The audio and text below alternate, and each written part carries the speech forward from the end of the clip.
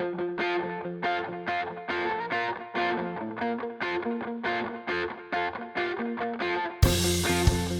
are listening to your new Puppies podcast, starting you and your dog off on the right paw.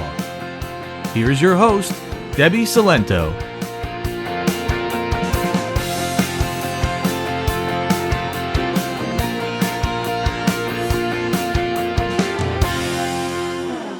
Hello and welcome to episode 75 of your new Puppies podcast. I'm Debbie, and today, since episode 50 was all about your 3 most common leash walking questions, I figured I would stick with that theme for episode 75 and talk about the different leash walking tools, specifically leashes, collars, and harnesses. And I wanted to do this because there are so many different types out there, and there's pros and cons to all of them, and I want to help you make the decision that's right for you and your dog. Now, of course, I have my go-tos, which I'll talk about which ones they are and why, but that doesn't mean that there won't be a different tool out there that's better for you and your dog. Because it also depends on what you're looking for. Like, are you struggling with leash pulling, or are you just looking for something to use every day? What size is your dog? What age is your dog? All of these things play into what may or may not work best for you. Now, there are ones that I don't use and I don't recommend, which I will also talk about. But again, this is all to help you make the right decision for you. And of course, I'll have some extra tips for picking out the tools for young puppies. Now, I did end up having to split this up into 2 different episodes. So today is going to be part 1, where I'm going to talk all about leashes. And then the next episode is going to be all about the collars and harnesses. Now, the biggest drawback is that this is audio, and I'm going to be talking about physical products. So all the different types that I'm going to talk about here, I will post pictures in the show notes just in case you're not sure what it looks like. You'll be able to go there and see exactly what I'm talking about. So let's get started with talking about leashes. That's the simplest category, because at the end of the day, all you really need is a 6-foot standard leash. You know, there's a loop at one end, a clip on the other, and it's about 6 feet long. This is great for everyday use, for teaching leash manners, and even using it as a house line, which is essentially putting a leash on your dog and letting them drag it around the house so you have a little bit more control, especially if you have that adolescent puppy that might be causing some trouble. The material of it is strictly personal preference. You want to be able to, walk your dog with 2 hands, especially if you're working on leash manners. So you want it to be comfortable enough that you can grab the leash with both hands, meaning like the chains or like the super thin ropes sometimes don't work as well. But again, it is all personal preference on what's going to be the most comfortable for you. I will say, because this is a mistake that I made way back when, is if you have a puppy, especially a small puppy, you're going to want to pay attention to the weight of not only the clip at the end, but the leash itself.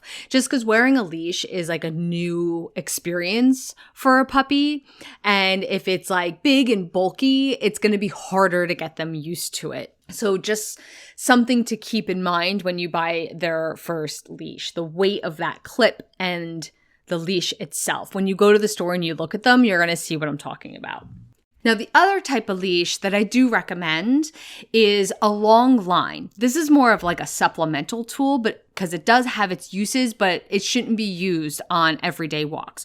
So I'm not talking about a retractable or a flexi leash. We'll talk about that in a second, but just pretty much a long leash. I like 30 feet. I find that's enough room to give your dog some freedom, but not so much like a 50-foot leash that it gets all tangled up. And I never feel like 20 feet was quite enough. So I find 30 feet is like a nice happy medium.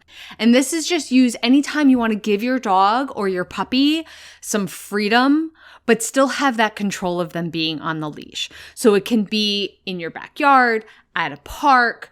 When you start doing recall training and they decide not to listen to you, you can still reel them in. Even if your backyard is fenced in, I still recommend keeping your puppy on a leash because they can still get into a lot of trouble and learn that they don't have to listen to you because you don't have much control if they like run into the bushes or just simply run away from you. So having this long line as a tool is very useful. Now, there is one other type of leash that I used to use, but I don't anymore, and that's called a slip lead. And what that is, it looks like just a regular leash, but it loops around on the bottom, which loops around the dog's head, and is pretty much, it becomes like a collar and leash all in one. And the purpose is for leash walking skills, because what this leash is supposed to do, it sits right behind, under their chin and behind their ears. And that gives you a lot of control over their head, which gives you a lot of control while you're on the walk and prevents pulling and makes teaching the leash manners easier. And that's exactly what I used to use it for, but I don't anymore because it takes a little bit of skill to use this leash, and it can be very easy to misuse it because it has to sit there behind the dog's ears and around and under its chin for it to work properly and safely. And you have to hold the leash straight up from behind the dog's head. So if it angles back just a little bit, it slips down around their neck, and then it just becomes like a choke collar.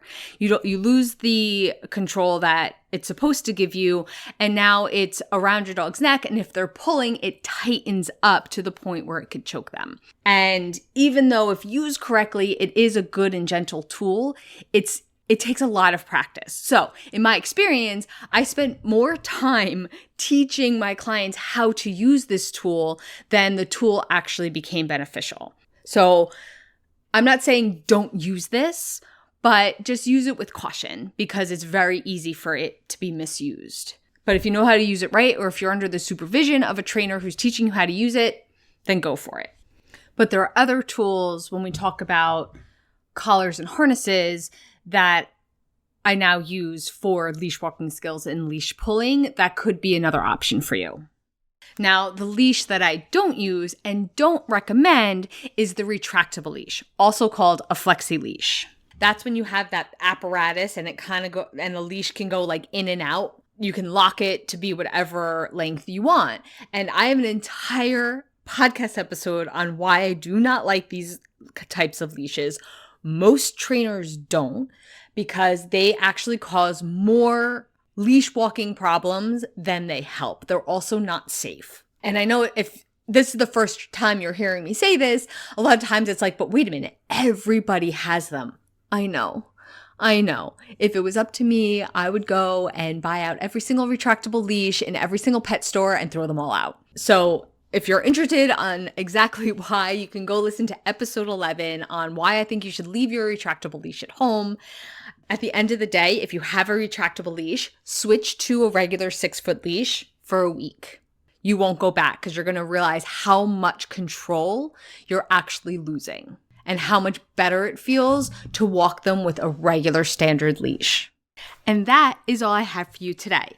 So part 2 is going to be all about collars and harnesses because we need something to attach the leashes to. So that's going to be episode 76.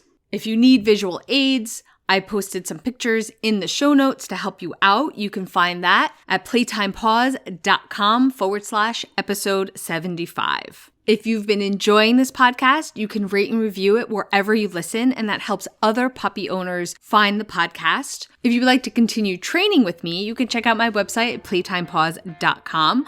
I have private in-person and video sessions, and of course, my brand new Playtime Paws Academy membership, where no matter where you are in your training journey, you can come get extra help from me and support from your other dog parents that are going through the same things you are. No matter what, I always thank you so much for supporting me and this podcast. So thank you so much for listening. I'll speak with you soon. Bye for now.